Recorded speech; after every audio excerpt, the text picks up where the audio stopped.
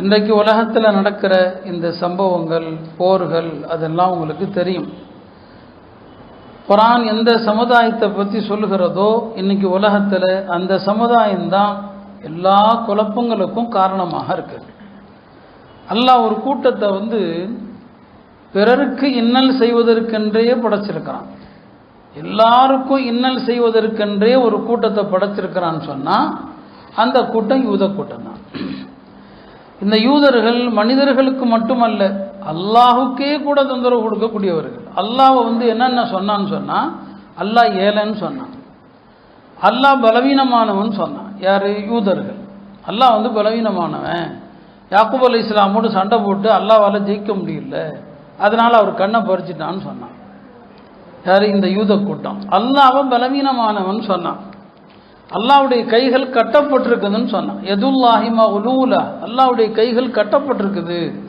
எல்லாம் குர்ஆன்ல இருக்குதுங்க. அல்லாஹ்வை பற்றி ஒரு சமூகம் எப்படி சொல்கிறான்னு சொன்னால், அப்போ அந்த சமுதாயம் எப்படிப்பட்ட ஒரு சமூகமாக இருக்கும் என்று யோசிச்சு பாருங்க. அல்லாஹ்வுக்கு விரோதி, மலக்குமார்களுக்கும் விரோதி. யார்? இந்த யூத கூட்டம். இவர்களுக்கு சில மலக்குமார்கள் பிடிக்காது. ஜிப்ரீல் அலைஹிஸ்ஸலாம் பிடிக்காது.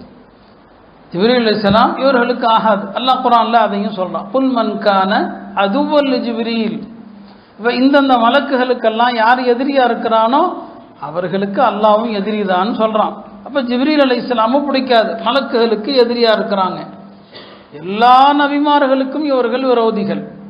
எல்லா நபிமார்களுக்கும். அவர்களுடைய பிரதான நபி மூசா அலைஹிஸ்ஸலாம். அந்த மூசா அலைஹிஸ்ஸலாமுக்கும் எல்லா வகையிலையும் தொந்தரவு கொடுத்தாங்க. மூசா அலைஹிஸ்ஸலாமுடைய உடலை கேலி செஞ்சாங்க. யார்? அந்த நபி. யார்? இந்த கூட்டம். எந்த அளவுக்குன்னா, அவருக்கு சொல்லவே எனக்கு வெக்கமாக இருக்குது, புகாரிலே வருது, மூசா அலைஹிஸ்ஸலாமுக்கு விதை பெருசுன்னு சொன்னான். யோசிச்சு பாருங்க, எப்படிப்பட்ட கூட்டமாக இருப்பான். மூசா அலைஹிஸ்ஸலாம் கொஞ்சம் வெக்க சுபாவம் உள்ளவருங்க. குளிக்கும்போது மற்றவங்களோடு சேர்ந்து குளிக்காமல் தனியாக குளிப்பாங்க. இல்லைங்களா? தனியாக குளிப்பாங்க. இவர் ஏன் தனியாக குளிக்கிறாரு? அப்போ இவருக்கு விதை பெருசுன்னா. அப்போ என்னங்க, மூசா அலைஹிஸ்ஸலாமை இப்படி என்ன செய்யறான், அவங்கள கடுமையாக விமர்சிக்கிறான், அவங்கள குறை சொல்றான். அதனால தான் அல்லாஹ் குர்ஆன்ல இப்படி சொல்வான், யா அய்யுஹல்லதீன ஆமனு, ஈமான் கொண்டவர்களே, லா தகூனு கல்லதீன ஆதவ் மூசா, மூசாவை வார்த்தையால் இன்னல் செய்தார்களே அந்த கூட்டம் மாதிரி நீங்கள் ஆயிடாதீங்கன்னு அல்லாஹ் சொன்னான். அப்போ அவங்கள இன்பப்படுத்தினாங்க. ஈசா அலைஹிஸ்ஸலாம் வந்தபோது ஈசா அலைஹிஸ்ஸலாமுடைய அற்புத பிறப்பு எல்லாத்தையும் பார்த்தான். ஈசா அலைஹிஸ்ஸலாமை கொல்றதுக்கு திட்டம் போட்டாங்க. அப்போ நபிமார்களுடைய விரோத கூட்டம் யூத கூட்டம். நபி ஸல்லல்லாஹு அலைஹி வஸல்லம் அவர்கள் வந்தபோது, மதீனா அவங்க ஹிஜ்ரத் செஞ்சு வந்தபோது, இந்த யூத கூட்டம் நபி ஸல்லல்லாஹு அலைஹி வஸல்லம் அவங்கள கொலை செய்யறதுக்கு 5 முறை திட்டம் தீட்டினாங்க. ஒரு தடவை இல்லை, 2 தடவை இல்லை, 5 தடவை திட்டம் தீட்டினாங்க. நபி ஸல்லல்லாஹு அலைஹி வஸல்லம் அவங்களுக்கு சூனியமும் செஞ்சாங்க. அப்போ பாருங்க, இவர்கள் அல்லாஹ்வுடைய விரோதி, மலக்குமார்களுக்கு விரோதி, நபிமார்களுக்கு விரோதி, மோமின்கள் எல்லாருக்கும் விரோதி. அல்லாஹ் குர்ஆன்ல சொல்வான், ஈமான் கொண்ட மக்களுக்கு இணை வைப்பாளர்கள் யூதர்கள், இந்த 2 பேர் தான் ஆகப்பெரிய விரோதிகள்னு சொல்லுவாங்க. உலகத்தில் இருக்கிற எல்லா குழப்பத்துக்கும் இவன் தாங்க காரணம். இன்னைக்கு உலகத்தில் பொருளாதார சிக்கல் இருக்குதா இல்லையா? இந்த பொருளாதார சிக்கலுக்கான எல்லாத்துக்கும் காரணம் யார்? யூதன் தான்.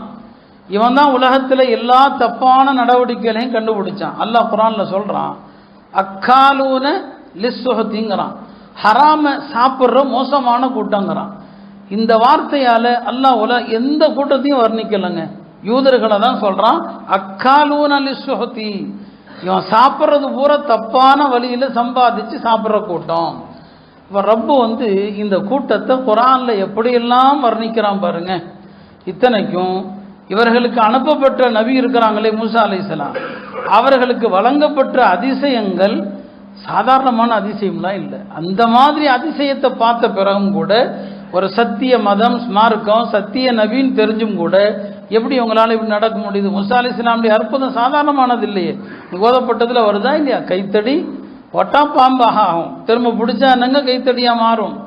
மூசா அலைஹிஸ்ஸலாம் தன்னுடைய கையை அக்குலுக்கு கீழே வச்சு எடுத்தாங்கன்னா அது பிரகாசிக்கும். அது அல்லாஹ் தஆலா அவங்களுக்கு என்ன செய்யறான்? கொடுக்குறான். அந்த அற்புதத்தை அவர்களுக்கு என்னங்க அல்லாஹ் காட்டுறான். 9 அத்தாட்சிகள் அல்லாஹ் மூசா அலைஹிஸ்ஸலாமுக்கு கொடுத்தான். கடலை பிளக்கிறான், அதில் ஃபிரௌனை அல்லாஹ் என்னங்க அழிக்கிறான்.